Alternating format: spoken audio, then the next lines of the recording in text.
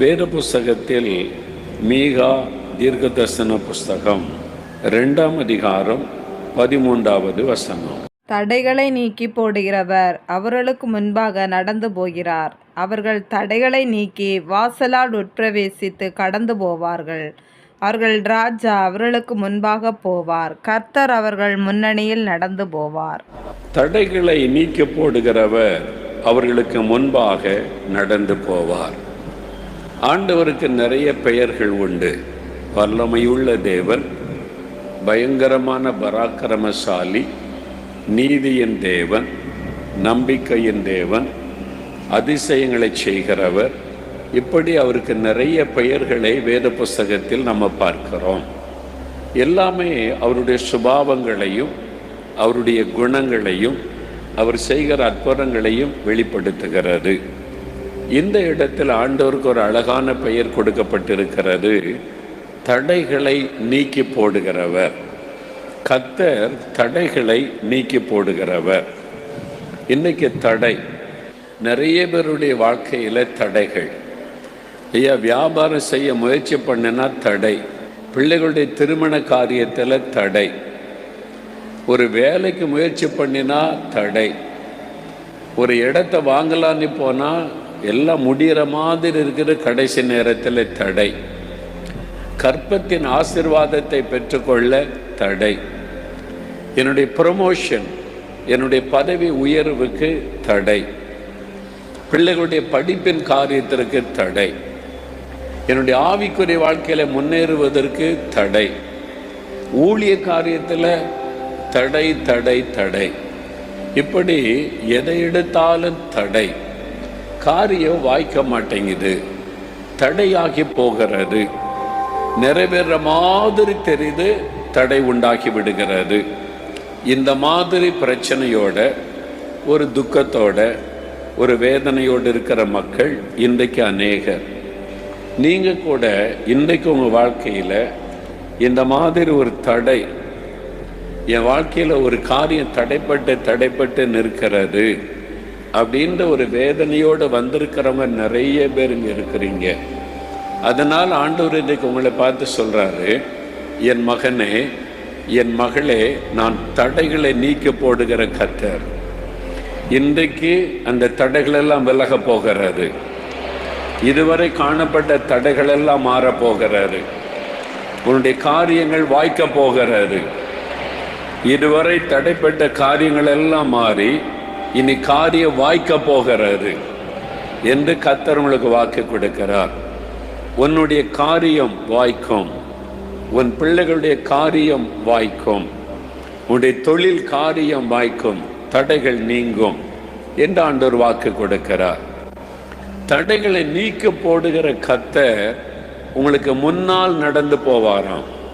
அவர் ஏன் முன்னால் போகிறார்? தடைகளை எல்லாம் மாற்றி நமக்கு வழி உண்டாக்கி கொடுக்கிற ஒரு தேவன். 1 தெசலோனிக்கேயர் 2ஆம் அதிகாரம் 18வது வசனம் வாசிங்க. ஆகையால் நாங்கள் உங்களிடத்தில் வர 2 தரம் மனதாயிருந்தோம். பவுலாகிய நானே வர மனதாயிருந்தேன், சாத்தானோ எங்களை தடை பண்ணினார். பவுல் சொல்றாரு, உங்கள் மத்தியில் வருவதற்கு நான் ரொம்ப ஆசையா இருந்தேன், ஊழியத்துக்காக உங்கள் மத்தியில் வரணும், உங்களை நேரடியாக பார்க்கணும், ஊழியம் செய்ய ஆசையாக இருந்தேன், நான் பிரயாசெல்லாம் பட்டேன், ஆனால் சாத்தானோ எங்களை தடைப்படுத்தினான். சாத்தானால் உண்டாகிற தடை பார்த்தீங்களா? பவுலே சொல்றார், அவ்வளோ பெரிய ஊழியக்காரர், சாத்தான் எங்களை தடைப்படுத்தினான். அந்த ஊழியத்துக்கு வரவிடாதபடி, உங்களுடைய பட்டணத்துக்கு வரவிடாதபடி, உங்களுடைய தேசத்துக்குள்ளே வரவிடாதபடி சாத்தான் தடைப்படுத்தினான். எப்பவுமே சாத்தான் தடைப்படுத்த முடியுமா? முடியாது. ஒரு நேரம் தடைப்படுத்தினா அடுத்த நேரம் கர்த்தர் தடைகளை உடைத்தெறிந்து வழிகளை உண்டாக்குவார். அல்லேலூயா. ரோமர் 1ஆம் அதிகாரம் 13ஆம் வசனம் வாசிங்க.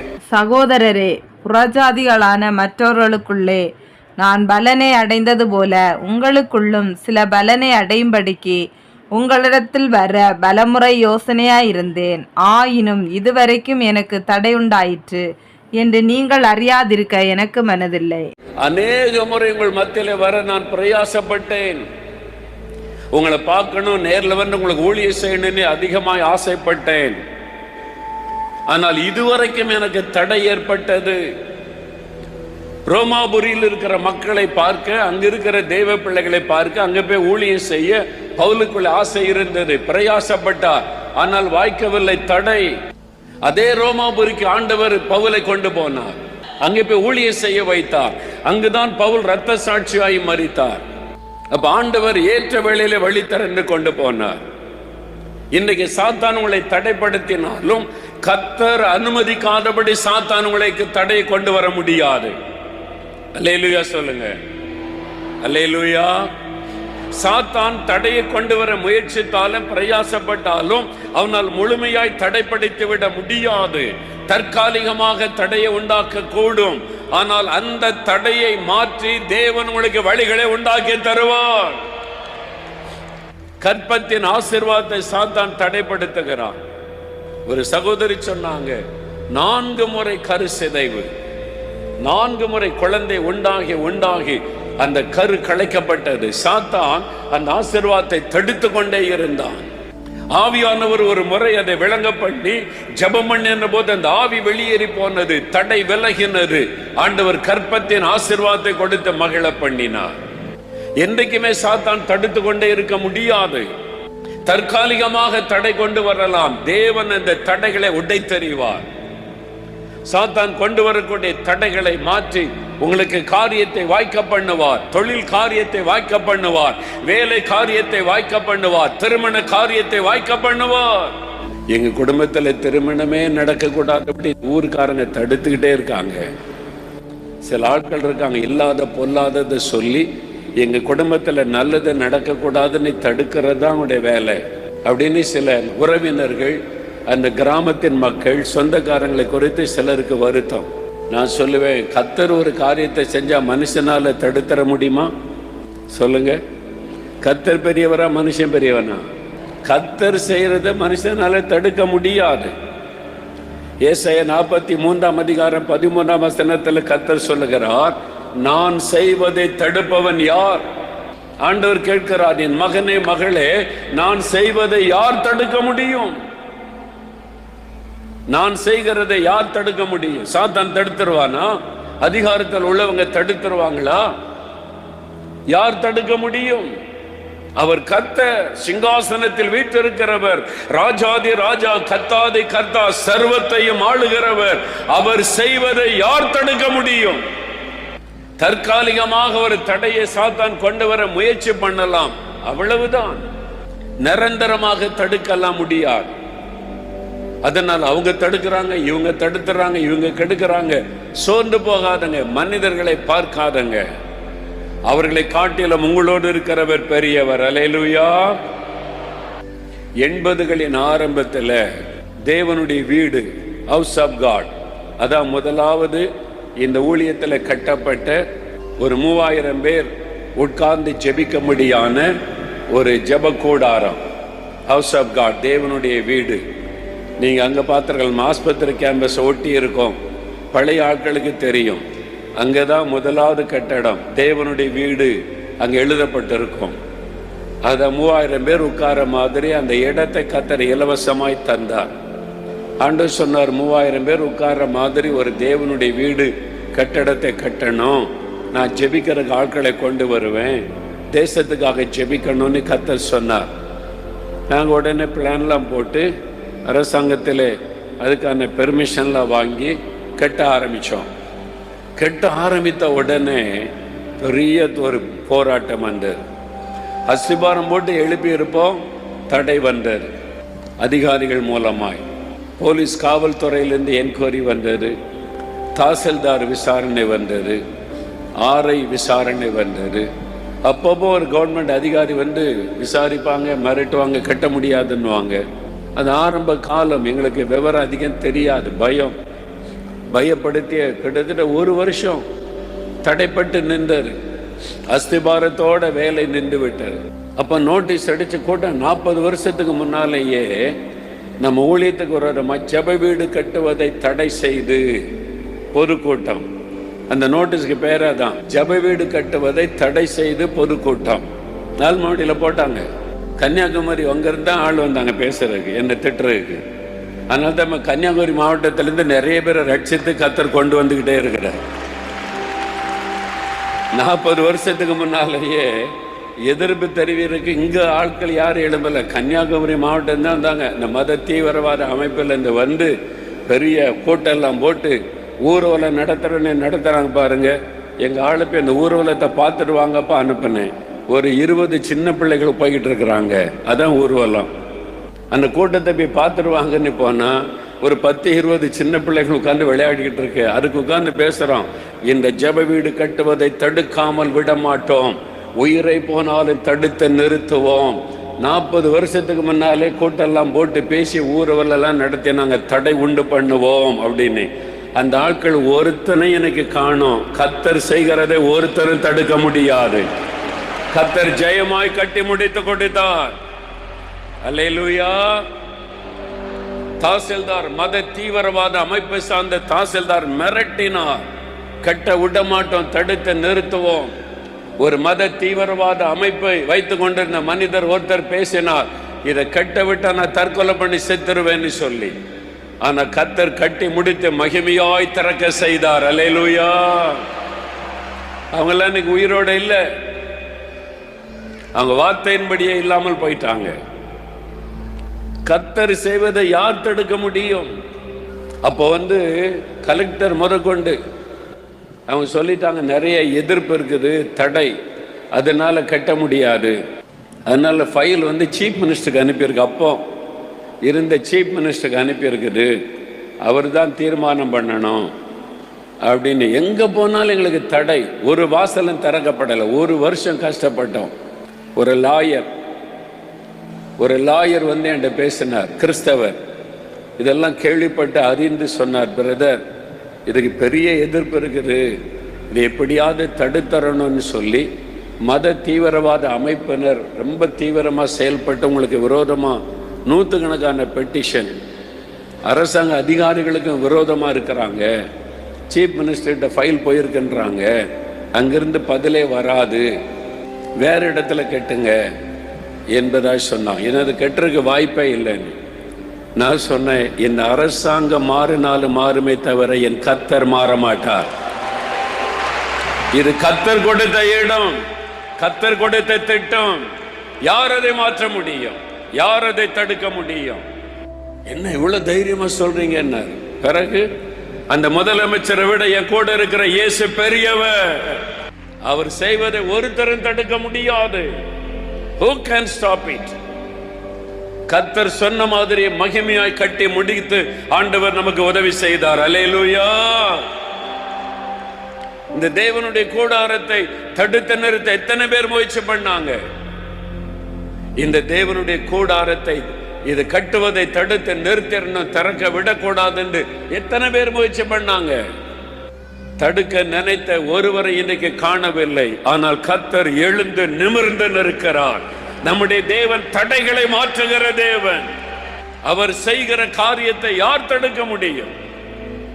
ஆண்டவர் சொல்கிறார், நான் செய்ய நினைத்த ஒன்று தடைப்படாது. யோபு 42:2 சொல்றார், நான் செய்ய நினைத்த ஒன்று தடைப்படாது. உங்களுடைய பிள்ளைகளுடைய திருமணத்தை கர்த்தர் நடத்த தீர்மானிச்சுட்டா யார் தடுக்க முடியும்? உங்களுக்கு ஒரு இடத்தை சொந்தமாய் கொடுக்க கர்த்தர் தீர்மானித்து விட்டால் யார் அதை தடுக்க முடியும்? உங்களுடைய வியாபாரத்தை, உங்களுடைய ப்ரமோஷனை, உங்களுடைய பிள்ளைகளுடைய உயர்வை யார் தடுக்க முடியும்? அவர் தடைகளை மாற்றுகிற தேவன். அல்லேலூயா. என்றைக்கு நினைவுக்கு என் கர்த்தர் தடைகளை மாற்றுகிறவர். சாத்தான் சில காரியத்தை தடுக்க முயற்சி பண்ணுவான். அவனால முடிந்ததெல்லாம் கொஞ்சம் பயமுறுத்தி பார்ப்பது, கொஞ்சம் தாமதப்படுத்துவது, அவ்வளவுதான் செய்ய முடியும். நிரந்தரமா தடுக்கவே முடியாது சாத்தானால. கொஞ்சம் தாமதம்.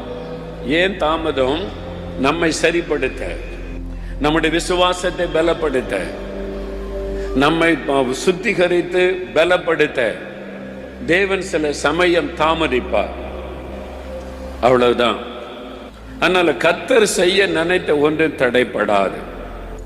ஆண்டவர் ஒரு காரியத்தை தடுக்கிறார் என்று அறிந்தால் நல்ல ஸ்தோத்திரம் பண்ணுங்க. ஆண்டவரே, இந்த தடைக்காக ஸ்தோத்திரம், இந்த தோல்விக்காக ஸ்தோத்திரம், என்னுடைய ப்ரமோஷன் தடைப்பட்டதற்காய் ஸ்தோத்திரம், என் திருமணம் தடைப்பட்டதற்காய் ஸ்தோத்திரம், எனக்கு வர வேண்டிய இந்த நன்மை தடுக்கப்பட்டதற்காய் ஸ்தோத்திரம்.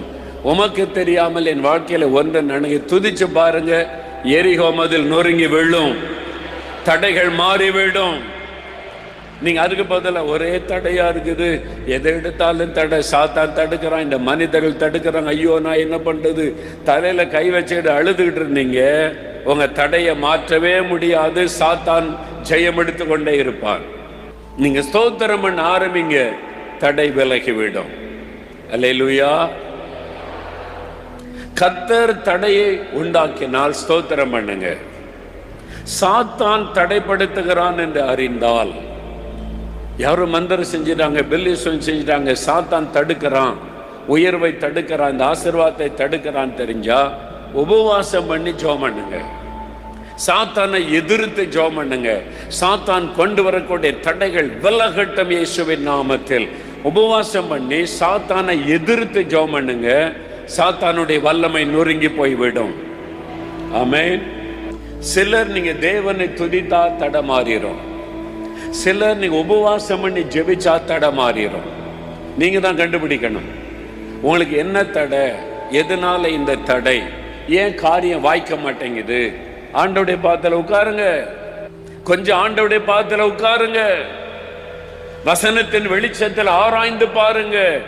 ஏன் இந்த தடை ஏற்படுகிறது, ஏன் பிள்ளைகள் காரியத்தில் இந்த நன்மை நடக்க மாட்டேங்குது, ஏன் கற்பத்தின் ஆசீர்வாதம் தடுக்கப்பட்டு கொண்டே வருகிறது, ஏன் இந்த வீடு கட்டுகிற காரியம் நிறைவேற மாட்டேங்குது, தடையாகி விடுகிறது, ஏன் எனக்கு இந்த நன்மை நடக்கவில்லை, தடையாகி கொண்டே போகிறது.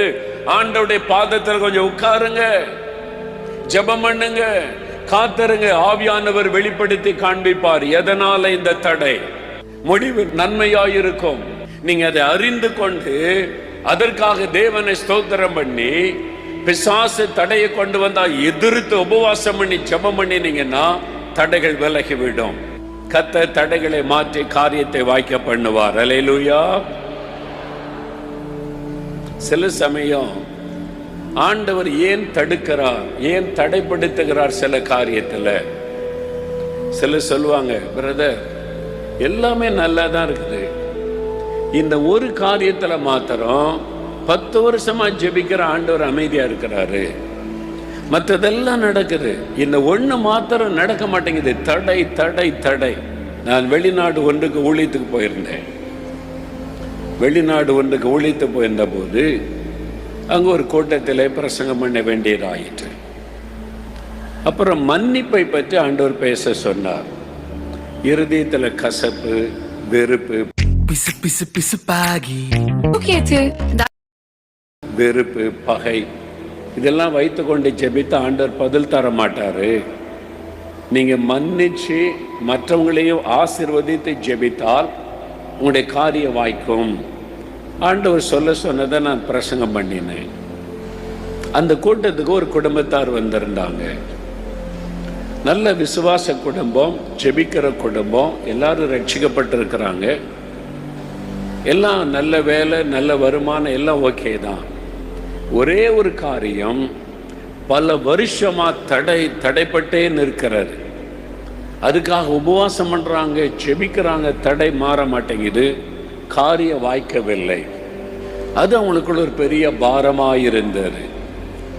அந்த கூட்டத்துக்கு வரும்போது, ஆண்டவரே ஏன் இந்த காரியத்துல மட்டும் ஒண்ணு நடக்க மாட்டேங்குது, ஏன் இந்த ஒரு காரியம் தடைப்பட்டே நிற்கிறது, நீங்க எல்லாம் எங்களுக்கு நல்லா செய்றீங்க, இந்த ஒரு காரியத்தை மட்டும் பதிலே தர மாட்டேங்கிறீங்க, எங்களுக்கு தெரியணும் அப்படின்னு ஜெபம் பண்ணிட்டு வந்தாங்களாம். அப்ப ஆண்டவர் பேசினார், உன் உள்ளத்துல கசப்பு இருக்குது. ஆண்டவர் ஒரு காரியத்தை ஞாபகப்படுத்துகிறார். அவங்க இந்தியா விட்டு போய் 10 வருஷத்துக்கு மேல ஆகிவிட்டாரு. இந்தியாவில் இருக்கும்போது அவனுடைய உறவினருக்கும் இவங்களுக்கும் பிரச்சனை, ஏதோ ஒரு கொடுக்கல் வாங்கல் பிரச்சனை, அதுல வாக்குவாதம், பகை, சண்டைகள், முறுமுறுப்புகள் உண்டாகி பகை. இப்ப அவங்க அந்நிய தேசம் போயிட்டாங்க. அங்கே போன பிறகு இதை மறந்துட்டாங்க. அவங்க பாட்டில் அவங்க வேலையை பார்க்குறாங்க, எல்லாம் நடக்குது. இந்த குடும்பத்தை பற்றி மட்டும் நினைச்சாலே கோபமா வரும். இவங்க இப்படி பண்ணவங்க, துரோகம் பண்ணவங்க, ஏமாத்தினவங்க அப்படின்னு சொல்லி. ஆவியானவர் அன்றைக்கு பேசுகிறார், நீ 10 வருஷத்துக்கு மேல உள்ளத்துல ஒரு பகையை வைத்திருக்கிறாய், கசப்பை வைத்திருக்கிறாய். அதுதான் உன் ஆசீர்வாதத்துக்கே தடை. உன் ஜெபத்திற்கு பதில் வராமல் இருக்க காரணம் அதுதான், அதான் தடை. ஆண்டவர் உணர்த்தினார். ஒரு யோசித்தார், ஆண்டவர் தெளிவா பேசிட்டார். நீ அவங்கள மன்னிக்கல, நான் இப்படி உன்னை மன்னித்து ஆசீர்வதிப்பேன். உன் உள்ளத்தில் அவங்கள பற்றி கசப்பு என்ன மாறவே இல்லை, நான் எப்படி உனக்கு அற்புதம் செய்ய முடியும்? இந்த ஒரு காரியத்துல மாத்திரம் ஆண்டவர் கார்னர் பண்ணிக்கிட்டே இருக்கிறார், பதிலே கொடுக்கல. அன்றைக்கு ஆண்டவர் பேசுகிறார், நீ மன்னிக்கணும். அப்பதான் அவர் உணர்த்தப்பட்டு குடும்பத்தார்கிட்ட சொன்னா அவங்களும் அதே சொல்றாங்க, எங்கிட்ட ஆண்டவர் பேசினார், இன்னைக்கு செய்தி மூலமா பேசினார், நம்ம எப்படியாவது அவங்கள்ட்ட மன்னிப்பு கேட்டு ஒப்புரவாயிரணும். நம்ம 10 வருஷத்துக்கு மேலாச்சே இந்தியாவை விட்டு வந்து அவங்க எங்க இருக்காங்களே தெரியலையே. சொந்தக்காரங்களை ஃபோன் பண்ணி விசாரிச்சு அவங்க எங்க இருக்காங்க, இந்த குடும்பம் எங்க இருக்குன்னு விசாரித்து ஃபோன் நம்பரை வாங்கி அங்கிருந்து பேசுறாங்க. யார் பேசுறது? நான் தான் பேசுறேன்னு சொல்லி, இது மாதிரி கர்த்தர் என்னோடு பேசினார், என் தவறை உணர்த்தினார், அதனால் தயவு செய்து எங்களை மன்னித்து கொள்ளுங்க, நாங்கள் எல்லாத்தையும் மன்னிச்சு மறந்துட்டோம், நீங்களும் எங்களை மன்னிச்சு மறந்துருங்க, நாம் ஒருவருக்கு ஒருவர் மன்னிச்சிடலாம், எங்களை மன்னித்து கொள்ளுங்கள் என்று மன்னிப்பு கேட்டு ஒப்புரவானாங்க. உடனே தடை மாறி காரியம் வாய்த்து விட்டது. அவ்வளவுதான். நெக்ஸ்ட் டே அற்புதம் நடந்து விட்டது. அவங்க சொன்னாங்க, பிரதர் ஆச்சரியம், 10 வருஷத்துக்கு மேல தடைப்பட்டு போன காரியம் நாங்க ஒப்புரவான உடனே தடை மாறி விட்டது. இன்னைக்கு நிறைய பேருடைய வாழ்க்கையில தடைக்கு காரணம் உள்ளத்துல கசப்பு, யார் மேலேயும் வெறுப்பு, மன்னிக்கிற ஒரு குணம் இல்லை. நீங்க மன்னிக்காததுனால கர்த்தர் உங்களை மன்னிக்கல, அதனால உண்டான பாதிப்பு. இன்றைக்கு உங்களை ஒப்பு கொடுங்க, ஆண்டவரே இந்த தடைக்கெல்லாம் காரணம் நான் தான், என் உள்ளத்துல கசப்பு வெறுப்பு, மற்றவங்களை காயப்படுத்தி இருக்கிறேன், மற்றவங்களை துக்கப்படுத்தி இருக்கிறேன், என்னை மன்னிச்சிருங்கன்னு ஒப்பு கொடுத்தா தடை மாறிவிடும். ஆண்டவர் தடைகளை மாற்றுகிறவர். நல்லா விளங்கிக் கொள்ளுங்க, ஒன்று தேவனால் உண்டாகிற தடை. ஆண்டவர் தடை உண்டாக்கி நான் கேள்வி கேட்காதங்க, சந்தோஷமா ஆண்டவரை ஸ்தோத்திரம் பண்ணுங்க. ஆண்டவரே இந்த தடைக்காக ஸ்தோத்திரம், இது தடைப்பட்டதற்காக ஸ்தோத்திரம். மனதார் ஆண்டவரை துதிங்க. நீங்க துதிக்க துதிக்க துதிக்க அந்த தடை சூழ்நிலை மாறி காரியமாய்க்கும். சாத்தான் தடைப்படுத்துகிறான், மனிதர்களை கொண்டு தடைப்படுத்துகிறான், மேல் அதிகாரிகளை வச்சு தடைப்படுத்துகிறான், ஆளுகிறவர்களை வைத்து தடைப்படுத்துகிறான். சாத்தான் இவங்களெல்லாம் பயன்படுத்தி தடையை உண்டு பண்ணுகிறான் என்று நீங்கள் அறிந்து கொண்டால் உபவாசம் பண்ணுங்க. தடை உண்டு பண்ணுகிற ஆவியை கடிந்து கொள்ளுகிறேன், தடை உண்டு பண்ணுகிற பிசாசு விலகட்டும். நீங்க ஜெபிச்சு பாருங்க. 15 வருஷமா குழந்தை இல்லை, 15 வருஷமா எத்தனை மருத்துவம் பார்த்தாச்சு, எத்தனை டாக்டர் பார்த்தாச்சு, லட்சக்கணக்கான பணம் செலவு பண்ணாச்சு, ஏதோ ஒரு தடை தடை தடை. ஜெபத்துக்கு வர்றாங்க, ஆவியானவர் சொல்லுகிறார் தடைக்கு காரணம் பிசாசு. உன் கர்ப்பத்தை ஒரு பிசாசு தடுத்து கொண்டிருக்கிறாரு, ஒரு சர்ப்பத்தின் ஆவி தடுத்து கொண்டிருக்கிறாரு. ஆண்டவரே என்னை முற்றிலும் ஒப்பு கொடுக்கிறேன் என்ற சகோதரி ஒப்பு கொடுக்கிறாங்க. ஜப நேரத்தில் அவங்களுடைய சரீரத்திலிருந்து ஒரு பாம்பின் ஆவி வெளியேறி போனது. வெளியேறி போன அடுத்த வருஷம் குழந்தையோடு வந்து சாட்சி சொல்லுகிறார்கள். தடை உண்டு பண்ணினது ஒரு பொல்லாத ஆவி, சர்ப்பத்தின் ஆவி. அது விலகின உடனே கர்ப்பத்தின் ஆசீர்வாதம் உண்டாக்கி விட்டது. உங்க வாழ்க்கையில வியாபாரத்தை தடுக்க, குழந்தை செல்வத்தை தடுக்க, அவங்களுடைய திருமண காரியத்தை தடுக்க, உங்களுடைய வீடு கட்டுகிற காரியத்தை தடுக்க, உங்களுடைய ப்ரமோஷனை தடுக்க சாத்தான் செயல்பட்டு கொண்டிருக்கலாம். உபவாசம் பண்ணி சாத்தானை எதிர்த்து ஜெபிச்சு பாருங்க, தடை உடனே விலகிவிடும். சில சமயம் நீங்கள் ஒப்பு கொடுக்க வேண்டிய சில பகுதிகள் ஒப்பு கொடுக்காமல் இருந்தால் அது தடையை உண்டாக்கி கொண்டே இருக்கும்.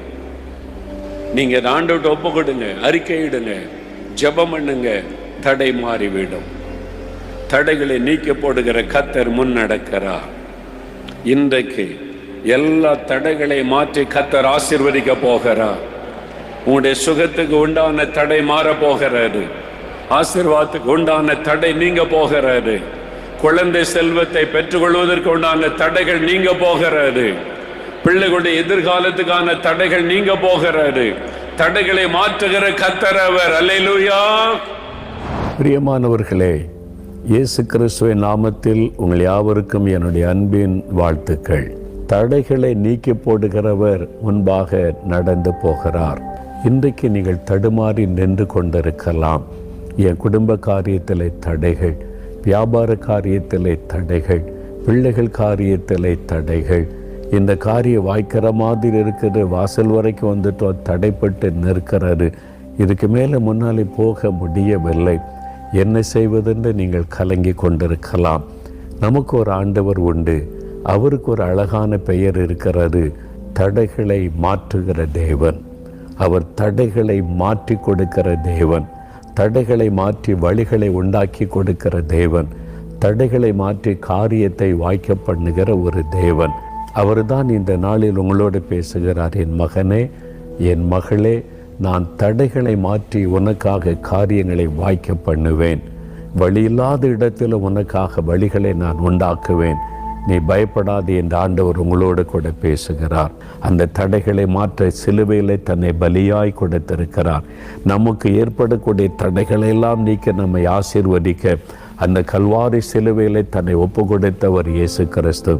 அந்த அன்பை நினைத்து நாம் ஜெபிக்கலாம். இப்போ ஜெபிக்கலாம். உங்கள் வாழ்க்கையில் எது தடைப்பட்டு இருக்கிறது? கண்களை மூடுங்க. ஒரு நிமிடம் யோசித்து பாருங்கள். வேலையில் தடை, குடும்பத்தில் கற்பத்தின் ஆசீர்வாத தடை, திருமண தடை, வீடு கட்டுவதில் தடை, பிஸ்னஸில் தடை, இந்த வழக்கு காரியம் முடியாதபடி தடை, ஏதோ ஒரு காரியம் தடைப்பட்டு போகிறது, தாமதமாகி கொண்டே இருக்கிறது. இந்த தடை நீங்கணும், ஒரு அற்புதம் நடக்கணும். தடைகளை நீக்கி போடுகிற தேவனே தடைகளை நீக்கி காரியத்தை வாய்க்க பண்ணும் என்று இருதயத்தில் கை வைங்க. நீர் வாக்கு கொடுத்தபடி தடைகளை மாற்றுகிறவர், கடலுக்கு நடுவே வழி திறந்த தேவன் நீர், வனாந்தரத்திலே வழி உண்டாக்கின கர்த்தர் நீர். ஆண்டவரே, வெள்ளம் புரண்டு வந்த ஆற்று தண்ணீரை நிறுத்தி வைத்து தடைகளை நீக்கி வழி உண்டாக்கின கர்த்தர், எரிகோ மதலை விழச் செய்து தடைகளை மாற்றி வழி உண்டாக்கி கொடுத்த தேவன், இந்த மகளுக்காக, இந்த மகனுக்காக ஒரு அற்புதம் நடந்தே ஆக வேண்டும் என்று ஜெபிக்கிறேன். தன்னுடைய குறையை உணர்ந்து ஒப்பு கொடுத்து அறிக்கையிட்டு இப்பொழுது ஜெபிக்கிறபடியினால் இயேசு கிறிஸ்துவின் நாமத்தில் தடைகள் விலகட்டும். ஆண்டவரே, இந்த வியாதி சுகமாகாதபடி காணப்படுகிற தடைகள் விலகட்டும் இயேசுவின் நாமத்தில். திருமண தடைகள் விலகட்டும், காரியம் வாய்க்கட்டும் இயேசுவின் நாமத்தில். குழந்தை செல்வம் கிடைக்க வேண்டிய ஆசீர்வாதத்தை தடுத்து போடுகிற சத்துருடைய தடைகள் விலகட்டும் இயேசுவின் நாமத்தில். இந்த ஆசீர்வாதம் உண்டாகட்டும். வியாபார தடைகள் விலகட்டும், வேலைக்கான தடைகள் விலகட்டும், பிள்ளைகளுடைய காரியத்தின் தடைகள் விலகட்டும், ஊழியத்திலே காணப்படுகிற தடைகள் எல்லாம் இயேசுவின் நாமத்தில் விலகட்டும். இந்த வழக்கு முடியாதபடி காணப்படுகிற தடைகள் விலகட்டும். ஆண்டவரே, வீடு கட்ட முடியாதபடி காணப்படுகிற தடைகள் விலகட்டும். எந்த தடையாக இருந்தாலும் இயேசு கிறிஸ்துவின் நாமத்தில் அந்த தடைகள் விலகுவதாக. இன்றைக்கு அற்புதம் நடக்கட்டும், காரியம் வாய்க்கட்டும், சுகம் உண்டாகட்டும் இயேசுவின் நாமத்தினாலே. திருமண காரியம் வாய்க்கட்டும் இயேசுவின் நாமத்தினாலே. வீடு கட்டி முடிக்கப்படட்டும் இயேசுவின் நாமத்தில். வேலைக்கு வழி திறக்கப்படட்டும். ஊழியத்தில் எல்லைகள் விஸ்தாரமாகட்டும் இயேசுவின் நாமத்தில். அற்புதங்கள் நடப்பதாக. தடைகள் நீங்கி காரியங்கள் வாய்த்தவுடைய வாழ்க்கையில வெற்றியும் ஆசீர்வாதமும் மகிழ்ச்சியும் உண்டாகட்டும் இயேசு கிறிஸ்துவின் நாமத்தில். இந்த அற்புதம் நடக்கட்டும். தடைகளை நீக்கி போடுகிற கர்த்தர் முன்னடக்கிறபடியினால் கர்த்தர் ஜெயத்தோடு, வெற்றியோடு, ஆசீர்வாதத்தோடு நம்முடைய பிள்ளைகளை வழி நடத்தும். இன்றைக்கே ஒரு மாற்றத்தை அவர்கள் காணட்டும். இயேசு கிறிஸ்துவின் நாமத்தில் ஜெபிக்கிறோம் பிதாவே. ஆமேன், ஆமேன்.